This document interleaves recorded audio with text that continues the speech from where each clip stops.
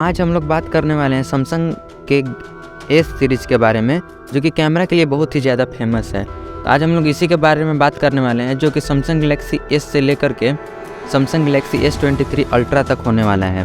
तो वीडियो में बने रहें। तो जो सबसे पहला फ़ोन लॉन्च हुआ था वो मार्च 2010 में लॉन्च हुआ था, जिसका नाम था सैमसंग गैलेक्सी एस। इसमें कैमरा 5 मेगापिक्सल का दिया गया था और फ्रंट में 1 मेगापिक्सल से भी कम, और इसका डिस्प्ले साइज 4 इंच का था।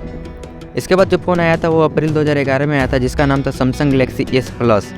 इसमें भी कैमरा 5 मेगापिक्सल का था और फ्रंट में 1 मेगापिक्सल से भी कम, और डिस्प्ले साइज इसका भी 4 इंच का ही था, और इसका वेट जो था 119 ग्राम था। इसके बाद आया था फरवरी 2011 में सैमसंग गैलेक्सी S2। इसका जो डिस्प्ले साइज वो पहले से बढ़ा दिया गया था और कैमरा भी बढ़ा दिया गया था। इसका डिस्प्ले 4.3 इंच का था और कैमरा 8 मेगापिक्सल का था, और फ्रंट में भी 2 मेगापिक्सल का कर दिया गया था। इसके बाद आया था सैमसंग गैलेक्सी S2 प्लस, जो कि जनवरी 2013 में लॉन्च हुआ था। इसका भी डिस्प्ले साइज 4.3 इंच का था और कैमरा 8 मेगापिक्सल का, और फ्रंट में 2 मेगापिक्सल का था। इसके बाद जो फ़ोन आया था वो मई 2012 में आया था, जिसका नाम था सैमसंग गैलेक्सी S3, और ये 4.8 इंच का था। कैमरा इसका 8 मेगापिक्सल का था और फ्रंट 1 मेगापिक्सल का 1.9 मेगापिक्सल का इसका कैमरा था। इसके बाद जो फ़ोन आया था वो सैमसंग गैलेक्सी S3 AT आया था। इसका डिस्प्ले साइज 4.8 इंच का था और कैमरा 8 मेगापिक्सल का।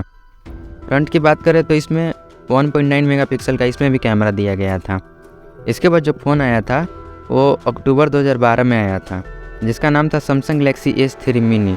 इसका डिस्प्ले साइज पहले के मुकाबले घटा दिया गया था, जो कि 4 इंच का था, और कैमरा भी घटा दिया गया था जो कि 5 मेगापिक्सल का था। इसके बाद अक्टूबर 2012 में फिर एक फ़ोन लॉन्च हुआ था, जिसका नाम था Samsung Galaxy S3 mini BE।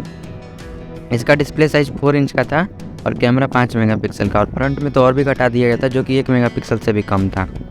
इसके बाद मार्च 2013 में सैमसंग गैलेक्सी S4 लॉन्च हुआ।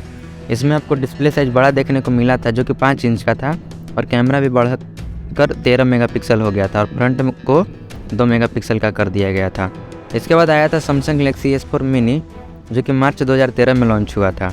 इसका डिस्प्ले साइज था 4.3 इंच और कैमरा 8 मेगापिक्सल का था, जो कि पहले के मुकाबले घटा दिया गया था, और आप फ़ोन को बगल में देख सकते हैं। इसके बाद आया था सैमसंग गैलेक्सी S4 एक्टिव। इसका डिस्प्ले साइज 5 इंच का था और कैमरा 8 मेगापिक्सल का। इसमें रैम 2 GB और इंटरनल 16 GB था। आप इस फ़ोन को देख सकते हैं कि कैसे यह फ़ोन लुक में दिखता था। और इसके बाद आया था सैमसंग गैलेक्सी S4 जूम। इसकी खास बात यह थी कि ये बिल्कुल कैमरा की तरह दिखता था। इसमें आपको कैमरा बहुत ज़्यादा मिलता था उस टाइम पे, जो कि 16 मेगापिक्सल का था, और इसका डिस्प्ले साइज 4.3 इंच का था, जो कि पहले के मुकाबले घटा दिया गया था।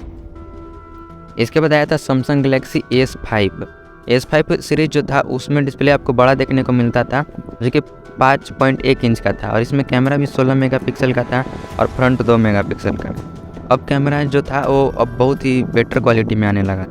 इसके बाद सैमसंग गैलेक्सी S3 नियो आता है, जो कि अप्रैल 2014 में लॉन्च हुआ था।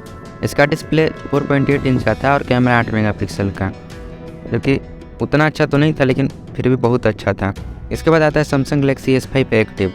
इसका डिस्प्ले साइज था 5.1 इंच और कैमरा 16 मेगापिक्सल का, जो कि बहुत ही उस समय के टाइम पे बहुत ही अच्छा था। उसके बाद आया था सैमसंग गैलेक्सी S5 मिनी, जिसका कि डिस्प्ले साइज था 4.5 इंच और कैमरा था 8 मेगापिक्सल का। इसमें आपको रैम 1.5 GB देखने को मिलता था। तो क्या आपने कभी सुना था कि 1.5 GB का भी रैम आता है? तो पहले के फ़ोन्स में आता था, जो कि सैमसंग लाता था। इसके बाद जो फ़ोन आया था वो जून 2014 में आया था, जिसका नाम था सैमसंग गैलेक्सी S5 स्पोर्ट। तो ये जो फ़ोन था वो 5.1 इंच का था और इसका कैमरा 16 मेगापिक्सल का था, और फ्रंट में 2 मेगापिक्सल का।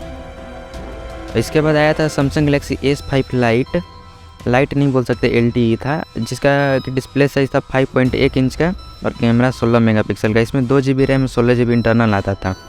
तो वीडियो बहुत ही लंबा हो चुका है, इसलिए अब जो आगे के फ़ोन्स हैं वो आपको पार्ट 2 में देखने को मिलेंगे। तो इसलिए मेरे चैनल को सब्सक्राइब कर लें, ताकि आपको जब भी पार्ट 2 आए तो आपको नोटिफिकेशन सबसे पहले मिल जाए।